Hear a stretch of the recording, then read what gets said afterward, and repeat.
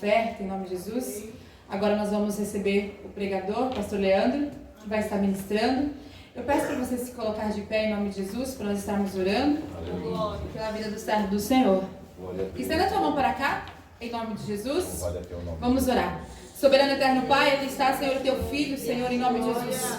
Pai amado e Pai querido, o Senhor venha, Senhor, falar conosco, Senhor, através da vida do teu servo, Pai, em nome de Jesus. Porque bem sei que o Senhor já entregou a palavra, Senhor, no coração dele, o Senhor já ministrou, Senhor, no coração dele, Pai. E agora ele vai transmitir, Senhor, aquilo que o Senhor quer falar conosco, Senhor, em nome de Jesus. Pai amado, Pai querido, que através dessa palavra, Senhor, em nome de Jesus, vidas sejam transformadas, libertadas, curadas, Pai, para que o teu nome venha a ser honrado e glorificado, Senhor, nesta terra, Deus. Pai amado, Pai querido, que nós não venhamos, Senhor, sair daqui, Senhor, da mesma forma que nós entramos, mas que nós venhamos sair daqui, Senhor, com a certeza da nossa vitória. Mas eu também sei, Senhor, que para que isso venha acontecer, nós precisamos, Senhor, nos desligar, Senhor, do que está lá fora e nos ligar, Senhor, no trono da Tua glória, Pai, em nome de Jesus. Pai, usa o Teu servo nessa noite, Pai, assim como o Senhor tem usado há 31 anos, Pai, em nome de Jesus. Fale conosco, Senhor, em nome de Jesus. Amém. Glória a Deus. Amém, irmãos? Aproveitando que você está em pé, abra as vossas Bíblias em Atos dos Apóstolos, capítulo de número 16, verso 31. Atos dos Apóstolos, capítulo de número 16, verso 31.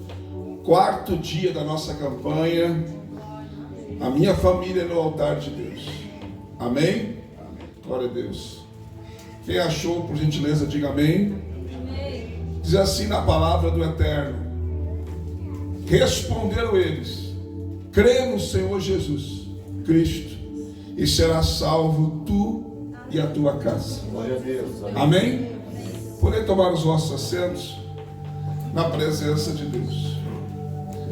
Amados santos de Deus que me ouve nessa noite, a Bíblia vai dizer que Paulo e Silas estavam numa cidade chamada Filipos, e nesta cidade eles estavam ali pregando a palavra, e de repente apareceu uma jovem ao qual adivinhava, tinha um espírito de adivinhação, e a Bíblia diz que pela sua adivinhação ela dava muito lucro para os seus senhores. E a Bíblia vai dizer que ela começa a acompanhar Paulo e Silas, seguindo eles por alguns dias. E ela começa a dizer: estes que vos anuncio essas boas novas são servos do Deus Altíssimo. E isso que ela estava dizendo era pura verdade. Mas após alguns dias ela fazendo a mesma coisa, a Bíblia vai dizer que Paulo olha para ela e repreende aquele espírito de adivinhação que estava na sua vida, e a Bíblia diz que aquela jovem ficou liberta daquele espírito. Só que agora ela não poderia mais dar lucro aos seus senhores. E aqui eu quero abrir um parênteses para fazer uma denúncia e dizer, amados, que em muitos lugares esse espírito de adivinhação ele está dentro da própria igreja. Porque hoje, irmãos, há um mover, há um movimento por aí que estão revelando CPF, estão revelando identidade, revelando nome. Eu vou dizer para você uma coisa, amados, assim como neste caso a adivinhação dava lucro para os seus senhores, hoje a adivinhação dá lucro para aqueles que próprio adivinham. Pois eu vou dizer uma coisa para você: Deus não precisa revelar CPF para mostrar que Ele é Deus. Deus não precisa revelar identidade para mostrar que Ele é Deus. Ele é Deus e acabou, e não precisa provar nada para ninguém. É Deus, aleluia. Para ninguém. Glória a Deus. Para ninguém. E agora, irmãos, por repreender esse espírito e não dar mais lucro aos seus senhores, a Bíblia vai dizer que eles são presos, mas antes de ser presos eles são açoitados. São açoitados, colocados no cárcere, e a Bíblia diz que lá no cárcere eles açoitados. A Bíblia vai dizer no versículo 25 de Atos 16, que perto da meia-noite, Paulo e Silas, amados, em vez de murmurar, em vez de reclamar, eu quero que você entenda que eles estavam ali não porque eram criminosos, eles estavam ali não porque fizeram alguma coisa errada, não, eles estavam ali porque estavam pregando o evangelho. Apareceu alguém que tinha um espírito de adivinhação e eles repreenderam o espírito, libertaram essa mulher. E a Bíblia vai dizer que eles oram e cantam a Deus. Em vez de murmurar e reclamar, eles oravam e cantavam hinos a Deus. E a Bíblia diz que os presos os escutavam. E a Bíblia diz, amados, que por causa da oração e do louvor deles, a Bíblia vai dizer, irmãos, que houve um terremoto que moveu o alicerce do cárcere e soltou a prisão de todos. Aleluias. Eu quero, irmãos, abrir um parênteses para dizer algo, explicar algo para você. Deus não simplesmente fez um terremoto e abriu as prisões. Deus mexeu com a estrutura, com o alicerce daquele lugar, a ponto, irmãos, do prédio ficar fora de esquadro e as portas não puderem mais ficar fechadas. Aleluias. E quando o carcereiro, diante do terremoto, acorda, vendo as portas abertas, a Bíblia vai dizer que a reação dele é essa. Ele tira a sua espada, desembainha a sua espada e ia tirar a sua própria vida. Ele ia se suicidar. Porque um carcereiro, quando estava, irmãos, encarregado de cuidar de presos, ele era responsável pelos presos. E se ele permitisse que os presos fugissem, ele pagava com a própria vida. E muitas vezes ele e a sua casa, a sua família eram punidos pelo escape ou pela fuga de prisioneiros. E ele, quando viu, irmãos, as portas abertas, o que ele pensou? Todo mundo fugiu. E ele tirou a sua espada e ia se matar. Quando ele ia se matar, Paulo disse: não te faças mal algum, porque estamos todos nós aqui. Glória a Deus. Aleluia. Nós estamos aqui. Aleluia. Escute o que eu vou dizer para você. Deus não moveu o alicerce do cárcere, não soltou a prisão dos presos e de Paulo e Silas para que eles saíssem da prisão, não, mas para mostrar o poder de Deus para o carcereiro. Aleluia. Não era para soltar eles, porque Paulo e Silas não fogem, não usam disso para escapar. Até pelo contrário, eles ficam lá até o dia seguinte. E quando eles dizem que poderiam libertar eles, disseram: não vamos sair daqui. Bom, fizeram tudo o que fizeram para nos colocar aqui, agora vão ter que vir aqui para nos soltar. Ou seja, foi para mostrar o poder de Deus para o carcereiro. Quando Paulo e Silas disseram que estavam lá e ninguém tinha escapado, daí ele fala o que está no versículo 30, que antecede o 31 que nós lemos. Ele disse: o que é necessário? O que eu tenho que fazer para que eu seja salvo? Então responderam eles: crê no Senhor Jesus Cristo e serás salvo tu e a tua casa. Aleluia. Aleluia. Creia no Senhor e serás salvo tu e a tua casa. E a Bíblia vai dizer, irmãos, que ele tira eles do cárcere, leva até a sua casa. E a Bíblia vai dizer que eles pregam o evangelho lá. Eles pregam o evangelho na casa do carcereiro. E sabe o que aconteceu? A Bíblia vai dizer que na mesma noite, eles pregaram e todos foram batizados. Aleluia. Não tem uma vez que eu leio esse texto que eu não me pare, irmãos, e fique perplexo, que não fique, irmãos, indignado. Por quê, pastor?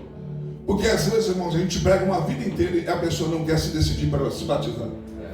E ali eles ouviram a palavra uma vez e já disseram sim para o batismo.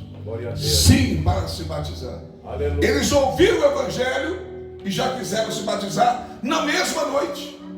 E a Bíblia diz que assim, irmãos, a casa do carcereiro foi salva, todos, naquela mesma noite. Naquele dia, amados, ele poderia dizer: eu e a minha família estamos no altar de Deus.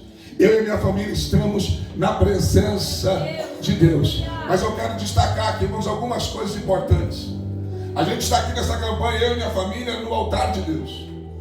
Mas se você quer a sua família no altar de Deus, nós vamos aprender algumas coisinhas aqui básicas. Primeiro, irmãos, eles foram presos por um objetivo. Deus permitiu que eles fossem presos por causa do carcereiro. Tem coisas que acontecem na nossa vida, irmãos.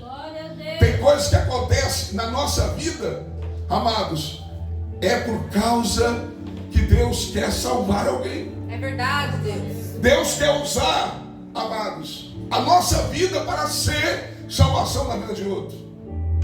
Número 2, amados, se eles murmurassem, se eles reclamassem, se eles ficassem xingando, não teria terremoto. E se não tivesse terremoto, não teria manifestação do poder de Deus. E se não tivesse manifestação do poder de Deus, o carcereiro não ia crer. Às vezes a gente quer que a nossa família seja no altar de Deus, mas nós somos o maior impedimento para que isso aconteça. Porque nós, amados, diante das lutas e dificuldades, em vez de nós orarmos e louvarmos a Deus, nós murmuramos e reclamamos. E a Bíblia diz que quando eles oravam e cantavam, os presos escutavam. Glória a Deus. Deixa eu dizer para você, aquilo que você fala, as pessoas estão escutando. Aleluia, Deus. Agora que bonito, irmãos, a pessoa vem na igreja e na sua casa, essa pessoa só xinga, essa pessoa fala palavrão, essa pessoa só manifesta ira. Como que você quer ganhar a sua família? Como que você quer que a sua família esteja no altar de Deus? É verdade, Pai. Nós precisamos, diante das dificuldades, diante das lutas, das adversidades, mostrar, amados, a nossa fé. E a nossa fé nós mostramos orando e louvando a Deus. Aleluia, Deus. Diante dos problemas, nós manifestamos a nossa fé falando com Deus e louvando a Deus. Aleluia. E daí, quando acontecer o terremoto, quando acontecer, irmãos, um milagre, quando acontecer algo sobrenatural, a sua família vai estar vendo e ela vai se lembrar que você, em vez de murmurar, que você, em vez de xingar, que você, em vez de reclamar, você estava orando e louvando a Deus. E eles vão entender que foi algo sobrenatural da parte de Deus. E daí sabe o que vai acontecer? Eles vão querer o Deus que você tem. Porque foi isso que o carcereiro disse: o que eu preciso para ser salvo? Para ter esse mesmo Deus que vocês têm aí. O que eu preciso para ter esse mesmo Deus que vocês têm? Aleluia.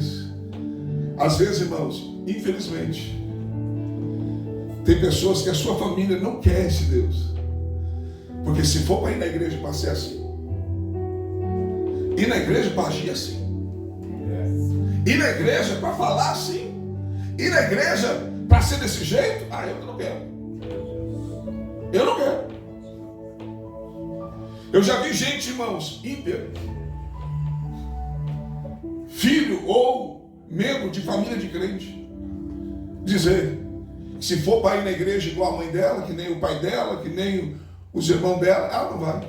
Porque o dia que ela for, ela vai ser crente de verdade. Que o dia que ela for, ela vai ser crente de verdade. Ou seja, atitudes, irmãos. Atitudes. Eu tenho dito isso em alguns lugares. Aqui eu creio que já falei também. Irmãos, teve uma época que as pessoas vinham para mim com aquela cara de impiedade, sabe? Aquela carinha, parece que está quase chorando. Pastor, me ajuda. uma luta na minha casa, na minha família. Ora para Deus salvar a minha família. E eu, bobão, orava, irmãos. Eu orava, Senhor, salva a família, liberta o filho, Senhor, liberta esse homem, Pai, que está incomodando essa irmã, coitada. Mas Deus, irmãos, depois de 31 anos, Deus me deu sabedoria. E eu descobri, sabe o quê? Que a maioria das pessoas que pediam oração para mim não eram salvas. Estavam na igreja, mas ainda, irmãos, não tinham se batizado. Estavam na igreja, algumas nem Jesus tinha aceitado. E estava querendo que Deus salvasse a família dela. Querendo que Deus salve a família dele. Irmãos, para isso acontecer, a salvação tem que chegar primeiro para você. Você não tem direito de pedir para Deus salvar a sua família. Se você ainda não aceitou Jesus, se você ainda não se batizou, você não fez a sua parte. É, Deus, dessa forma. É uma oração hipócrita. É uma oração que aos olhos de Deus é uma abominação. Porque você está pedindo algo que você nem tem. Salvação individual. Primeiro se salve, para depois salvar a sua família. Observe que ele não diz o que eu tenho que fazer para eu e minha casa ser salvo. Não, a preocupação era pessoal. O que eu tenho que fazer para ser salvo? Crer no Senhor, será salvo. Tu e a tua casa. A tua casa em sequência. A tua casa depois de ti. Mas primeiro faz a sua parte. Primeiro faz a sua parte. Crê no Senhor Jesus Cristo. Aleluia. Se eu perguntar quem crê em Jesus, todo mundo vai dizer que crê em Jesus. Mas a Bíblia diz em Marcos 16 e 15: ide por todo mundo e pregar o evangelho a toda criatura. Quem crer e for batizado será salvo. E quem não crê já está condenado. Quem crê no evangelho, crê em Jesus Cristo. E quem crê em Jesus Cristo tem que se batizar para ser salvo. Tem que se batizar para ser salvo. Então, amados, tem pessoas que querem a família no altar, mas para a família estar no altar, vá você primeiro para o altar de Deus. Esteja você primeiro no altar de Deus. Você não pode querer levar as pessoas aonde você não está. Você não pode esperar que as pessoas vá aonde nem você ainda teve coragem de estar, nem você ainda teve a decisão de estar. Por isso que Jesus está dizendo nessa noite: se você crê, aleluia, se você crê, se você fazer a sua parte, se você, em vez de murmurar, orar e cantar, se você entender que tem situações que acontecem na sua vida para que Deus manifeste o poder de Deus, aqueles que estão à sua volta, Deus vai salvar a sua casa e a sua família. Aleluia, louvado é o teu nome. Aleluia. E a Bíblia vai dizer, irmãos, que ele lava as feridas de Paulo e Silas. E a Bíblia vai dizer que depois do batismo, aleluia, ele prepara uma mesa e ele se assenta naquela mesa.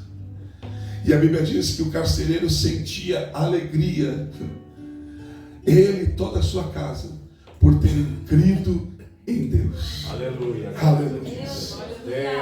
Uma família agora está sentada à mesa com uma alegria. Aleluia. Uma família agora está usufruindo da mesa com gozo e alegria de crer em Deus, de ter crido em Deus, aleluia, de ter feito a melhor escolha, que é acreditar em Deus. Glória a Deus. Aleluia. Mas muitas vezes, irmãos, a nossa família também não é salva porque nós não cremos que isso é possível. Nós oramos, mas duvidamos. A gente olha para algumas situações e diz: isso não tem mais jeito, está perdido. A gente crê mais no inferno para as pessoas do que no céu para elas. Pois eu vou dizer para você uma coisa que eu vivi. Eu me converti no dia 5 de maio de 1993. Eu me converti. Eu entrei na igreja para bater nos crentes, para quebrar com tudo. E fui batizado no Espírito Santo naquela noite. Com 3 dias eu estava pregando. Eu comecei a pregar com 3 dias de conversão.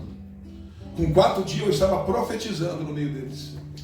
E com 1 semana eu fiz a minha primeira viagem missionária da cidade de Carazinho para a cidade de Getúlio Vargas para pregar e testemunhar que Jesus salva, cura e liberta. Aleluia. Glória a teu nome, Jesus. E eu me converti, e alguns sabem, eu sou filho de uma prostituta. Eu fui gerado dentro de uma casa de prostituição. Nem o pai eu sei quem é. E não tenho trauma nenhum com isso, já tive, mas hoje não tenho. Se eu dizer para você que eu tenho, eu vou mentir para você. Gostaria de ter um pai? Amém. Gostaria, mas também Deus me deu vários pais, além dele próprio. Várias pessoas que têm um carinho pela gente, que a gente considera como pai. É verdade, Deus. E escute, e eu me converti, e por 8 anos, eu pregando a palavra, porque Deus me chamou e eu já fui itinerante, interrupto por 25 anos. Parei 5 anos para ser pastor numa igreja de São Paulo e retornei para a itinerância, mas eu fui itinerante por 25 anos, interrupto, viajando sem parar. E por 8 anos eu preguei a palavra de Deus, e a minha mãe era dona de um prostíbulo, uma casa de prostituição. Às vezes com quase 30, às vezes mais de 30 mulheres. E nesses 8 anos que eu preguei, a minha mãe nunca viu eu pregar. Ela não teve a oportunidade de ver eu pregar. E naquela época não tinha celular como tem hoje, né? Era muito difícil. Lembra do orelhão que você marcava o horário e ligava para a pessoa e o cartãozinho ficava lá, só comendo as fichas? Era sério. E eu tinha que marcar o horário para falar com ela às vezes. E às vezes mandava carta também, no tempo da carta. E eu nunca disse para minha mãe, nunca, que ela ia para o inferno. Toda vez que eu falava com ela, ela perguntava como é que estavam as coisas, eu dizia, estou pregando a palavra, mãe. Estou levando almas para o céu. E eu dizia para ela, a senhora é do céu. A senhora vai para o céu. E ela dizia, meu filho, eu sou uma pecadora. Eu dizia para ela, a senhora vai para o céu.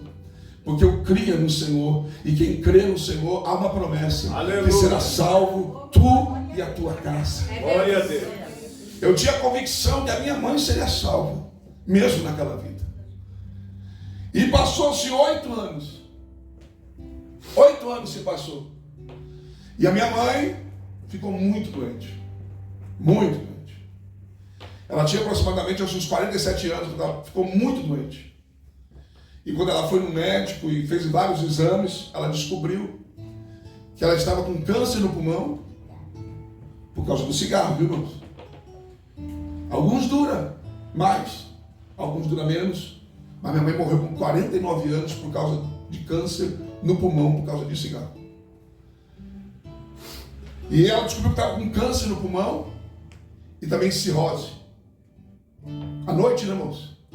Ela era dona da casa de prostituição, mas também se prostituía e também bebia e fumava a noite toda. E além de fumar e beber a noite toda, ele ficava num ambiente que estava todo mundo fumando.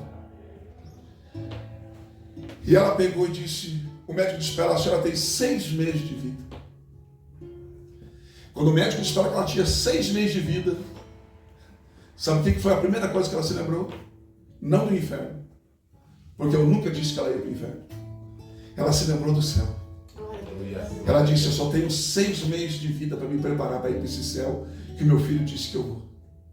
Ela fechou a casa de prostituição. Ela foi, irmãos, na primeira igreja que ela encontrou.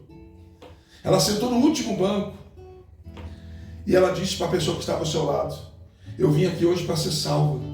O que eu tenho que fazer para ser salva? A pessoa disse, no final do culto, o pastor vai fazer um apelo. E a senhora deve levantar a sua mão e dizer que aceita esse apelo. E a senhora vai ser salva. Ela ficou o culto todo, ela nem prestou atenção na pregação, ela não prestou atenção no louvor, ela estava atenta ao apelo, porque ela foi naquela igreja, naquela noite, para ser salva. Crê no Senhor e será salvo tu e a tua casa. Glória a Deus, aleluia. Se você não acreditar nisso, irmãos, quem vai acreditar? Se você não acreditar que Deus pode salvar a sua família, não sou eu que vou acreditar pela sua família. É você que tem que acreditar nisso. Irmãos, acabou o culto. E o pastor não fez o apelo. Ela gritou lá de trás, quando ele ia terminar o culto: o senhor não vai fazer o apelo? Ele disse: a senhora quer aceitar Jesus? Ela disse: sim, venha para frente. Ele fez o apelo, ela aceitou Jesus, acabou o culto, ela procurou o pastor e disse para ele: eu já sou salva? Ele disse: ainda te falta mais uma coisa. O que é? Se batizar. Quero me batizar. Meu filho é pregador da palavra e ele disse que eu vou para o céu. E eu só tenho 6 meses de vida e eu vou para o céu, porque meu filho disse que eu vou para o céu. Aleluia. E diz, amados, o testemunho da minha mãe, que o pastor disse para ela: daqui uns meses vai ter batismo, né? A senhora se batiza. Ela disse: não, eu preciso me batizar para ontem, porque eu estou com meus dias contados. E naquela mesma semana, o pastor batizou ela. Naquela mesma semana. Só batizou ela, somente ela. E quando ele batizou ela, amados, ele descobriu que ela estava ficando na casa de algumas pessoas. Ela tinha fechado a boate, que era a casa dela. E ele disse para ela: tem um quartinho nos fundos da igreja. Se a senhora não tem onde ficar, eu vou ceder esse quartinho para a senhora morar. E ela começou a morar nesse quartinho nos fundos da igreja. E a dona da casa de prostituição, cheia de mulheres, ela começou a limpar a igreja, cuidar do banheiro da igreja. Ela foi zeladora da igreja. O médico deu 6 meses de vida para ela. Ela durou 2 anos. E ela morreu. Aleluia. Com 49 anos de idade. Ela morreu. Se a minha mãe tivesse viva hoje, eu tenho 49, ela me teve com 17, ela estaria hoje com 56 anos, é isso? Hoje? É, hoje. Não, com 66 anos. Ela estaria hoje, mais ou menos. Eu tenho 49, ela me teve com 17. Com 66 anos ela estaria hoje. E ela morreu. Mas, pastor, por que Deus não curou ela? Irmãos, tem pessoas que infelizmente não dá para curar. Porque se curar, volta para o pecado. Tem pessoas que Deus tem que preparar. Foi o que Deus fez, preparou. E ainda deu um tempo para ela servir a Ele antes de partir. Mas ela partiu salva. Ela foi para o céu. Glória a Deus. Escute. Não acabou. Ela morreu salva. De repente eu estou, amados, lá no norte do Paraná, pregando. E os meus tios me acham, me ligam, dizendo que a minha mãe tinha morrido. Dizendo que eu tinha que vir para o velório da minha mãe. Só que naquela época avião era difícil, né, irmãos? Avião era só para rico. Hoje ainda você pode parcelar, faz no cartão algumas vezes, é mais acessível, mas naquela época era só para. Tinha muito dinheiro. E eu era um missionário, pregando a palavra de Deus. Eu disse para os meus tios: não tem como ir. Se eu for de ônibus, eu vou levar mais de 24 horas para chegar aí. Ela já vai estar enterrada e não vai adiantar nada. E eu disse para eles: já que eu vou chegar depois do velório, eu estou numa campanha aqui, e eu vou continuar na campanha. Eu estava no primeiro dia da campanha, era uma campanha de 3 dias, eu tive que pregar 3 dias, sabendo que eles estavam velando a minha mãe. Mas eu vou dizer para vocês, eu louvo a Deus, porque a imagem que eu tenho dela não é do caixão. A imagem que eu tenho dela é da última vez que eu vi ela. Aleluia. E os meus tios diziam: mas meu filho, você não pode fazer isso. Você é um filho único, você é obrigado a estar aqui. Você é o único filho. Eu disse: mas não tem como. Como que você não vai se despedir da sua mãe? Deus me disse para mim: agora é a hora que você vai pregar para todos eles. Minha mãe tinha mais de 10 irmãos, alguns já morreram depois disso. E eu disse para eles: vocês valorizam muito a morte, porque para vocês a morte é uma despedida. Mas eu quero dizer para vocês que para mim a morte não é despedida. A morte para mim é um até logo, porque a minha mãe foi para o lugar aonde eu estou me preparando para ir. Antes dela morrer, ela aceitou Jesus, ela se batizou nas águas, ela servia a Deus e ela está no céu com o meu Jesus. E um dia eu vou encontrar ela. Agora, se vocês não tomarem a mesma decisão, olhem bem para o rosto dela pela última vez, porque vocês nunca mais a verão. Mas eu não vou ver ela a última vez nessa terra, mas a próxima vez que eu me encontrar com ela, eu vou ver ela com um corpo resplandecente de glória na eternidade. Aleluia. Glória ao nome de Jesus. E os meus tios disseram: é verdade isso, meu filho? É verdade. daquele dia em diante, os meus tios começaram a ir à igreja. Começaram a se converter. E o mais duro de todos eles, o mais duro, o que gostava de uma sinuquinha, uma cachaçinha, que gostava, irmãos, de uma farra, hoje ele me manda direto, irmãos, vídeo dele cantando, pregando já. Nos banners que vai pregar, ele manda os banners para mim, todo orgulhoso, que ele vai pregar a palavra de Deus. Aleluia. Crê no Senhor e será salvo, tu e a tua casa. Você tem que ser boca de Deus para a sua família. Você tem que ser boca de Deus para a sua casa. Você tem que ser boca de Deus no meio dos seus. Você não pode falar aquilo que não deve. Você não pode mostrar, amados, que você não mudou. Porque senão quem vai querer mudar? Se você continua sendo a mesma pessoa. Mostre mudança. Mostre transformação. Amém? Amém. E Deus vai salvar você e a tua casa. Se coloque de pé.